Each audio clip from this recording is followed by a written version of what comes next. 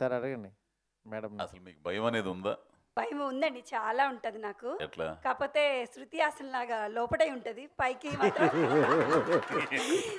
పైకి మాత్రం ఎవరంటే నవ్వుతూ ఉంటాను. నేను ఇట్లనే ఈవెంట్లు వచ్చినప్పుడు ఒక్కదాన్ని వస్తుంటాను పెద్దంబర్పేట నుంచి. ఇప్పుడు వచ్చేటప్పుడు హ్యాపీగా వస్తాను, వెళ్ళేటప్పుడు చాలా భయం ఉంటుంది. కాకపోతే నేను భయపడకుండా డేర్గా వెళ్ళినట్టు కనిపిస్తాను, అలా నవ్వుతూ అలా కవర్ చేసేసుకొని వెళ్ళిపోతాను. చాలా భయం నాకు. ఆటో ఎక్కాలన్నా గడ్డమున్న అతన్ని చూసి కూడా ఎక్కను అనమాట. చాలా భయం ఆటో. లేదు లేదు వెళ్ళు అని చెప్పేస్తా. నా పక్కన నడుస్తున్నా గడ్డం ఉంటే అసలు వాళ్ళ జోలికే వెళ్ళను. మా వారిని కూడా షేవ్ చేసుకుంటేనే అసలు షేవ్ చేసుకోలేదా ఇవ్వాలనంట.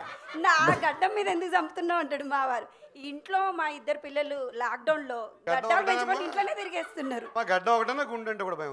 గడ్డం అంటేనే భయం అండి, చాలా భయం నాకైతే. అంటే అసలు నాకు ఆటో కూడా ఎక్కడండి. మీ భయం గడ్డం గడ్డం అంతేగాని మామూలు మనుషులు కాదు భయం. మనుషులు కానీ ఇప్పుడు లాక్డౌన్ లో అందరు గడ్డాలు చూసేసి కొంచెం డేర్ వచ్చేసింది. మీకు ఒక దొంగ ఒక కిరాతకుడు గడ్డం తీసుకొచ్చి నీట్ గా వచ్చినా సరే బాబురా లోపలికి రా అంటారు. అంటే చాలా చాలా భయం అండి. ఎందుకంటే చిన్నప్పుడు ఎవరైనా బూచోడు భయపెట్టాడు అలాగే? లేదండి, ఎందుకో అంటే కొన్ని సినిమాల్లో చూస్తే గడ్డాలు వెనక హెయిర్ వాళ్ళు చూస్తే ఇక ఫిక్స్ అనమాట. నేను అమ్మాయి రౌడీనే, అలాంటి. నేను ఆటో కూడా ఎక్కనండి, మా పిల్లలతో వెళ్ళిన. ఇప్పుడు ఇందాక నుంచి తడుకుంటానండి నేను కూడా. మీరు సినిమాలు చూడలేదండి, ఒసామా బిన్ లాడెన్ చూశారు, మీరు పొరపడుతున్నారు. లేదు, గడ్డం అంటేనే భయం అనమాట నాకు.